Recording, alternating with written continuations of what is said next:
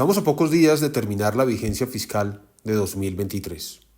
Sin embargo, aún tenemos oportunidad de revisar cómo está nuestra situación tributaria a fin de mejorarla para efectos de la declaración de renta que se presentará en los meses de agosto, septiembre y octubre del año entrante. Por lo mismo, la invitación para que en estos meses de noviembre y diciembre que restan, pidamos la factura electrónica. Esta nos permite una deducción tributaria de hasta del 1% de las compras. Por supuesto que este beneficio tiene un máximo que es un poco más de 10 millones de pesos, pero para nada será despreciable a la hora de calcular nuestro impuesto sobre la renta ese monto deducible. De otra parte, siempre es buena idea a esta altura del año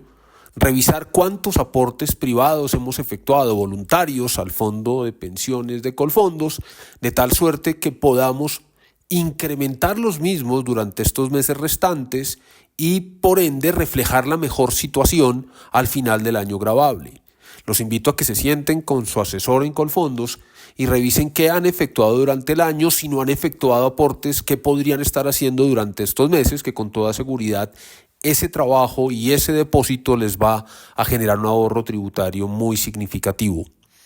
De otra parte, las cotizaciones voluntarias a fondos de pensiones obligatorias también enseñan un beneficio tributario que además no se somete al límite de las rentas exentas y las deducciones que fue endurecido con la reforma tributaria de 2022. Por lo mismo, en esa visita al Colfondos, en esa llamada al asesor de Colfondos, conversen sobre el tema porque también durante este tiempo se pueden hacer consignaciones por encima de lo que por ley se aporta como pensión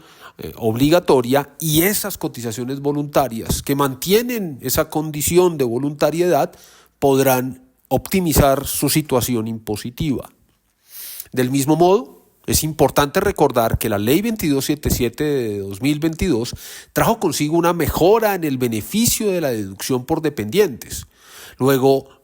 aunque veníamos acostumbrados a solo poder utilizar uno de estos, ahora serán hasta 4 los que puede utilizar cada uno de los individuos y por esa vía mejorar su situación impositiva de forma significativa. No olvidar que los aportes que se hacen por razón de salud voluntaria, me refiero a las compañías de medicina prepagada o los seguros de salud privados, pues efectivamente me generan una deducción tributaria y conviene, por supuesto, tenerlos muy presentes y listos para efectos del momento de la declaración, como también los intereses por créditos de vivienda. Caso en el cual hay que decidir, en el caso de quien tiene esposo, esposa, compañero permanente o compañera permanente, si el beneficio se va a solicitar conjuntamente, esto es, cada uno en el 50%, o se hará por una sola de las partes. En un caso de esta naturaleza, siempre es importante que se deje constancia escrita al empleador de quien no va a tomar el beneficio, de que la otra persona será el que lo obtenga. Y por último, conviene hacer un par de menciones adicionales. Por un lado,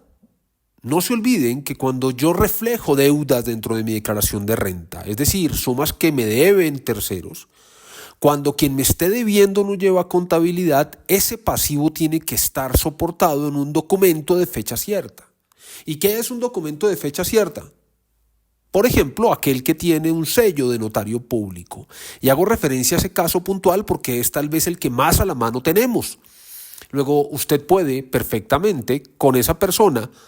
que le debe una suma de dinero, suscribir un documento en el que se plasme la obligación y se va a la notaría pública más cercana para que quede ese sellito que garantice la fecha cierta. Este es un tema en el que la autoridad tributaria es muy recurrente en la auditoría, en la exigencia, y cuando no encuentra el documento de fecha cierta, simplemente desconoce el pasivo. Por último, el tema de los certificados, que si bien permite a los agentes de retención cierta flexibilidad hasta entrado el 2024, pues nunca está de más tener un listado de cuáles son los certificados que voy a tener que pedir, los que necesito, cuáles puedo descargar y cuáles efectivamente voy a tener que solicitarle directamente a quien me efectuó pagos o a quien obra como agente de retención.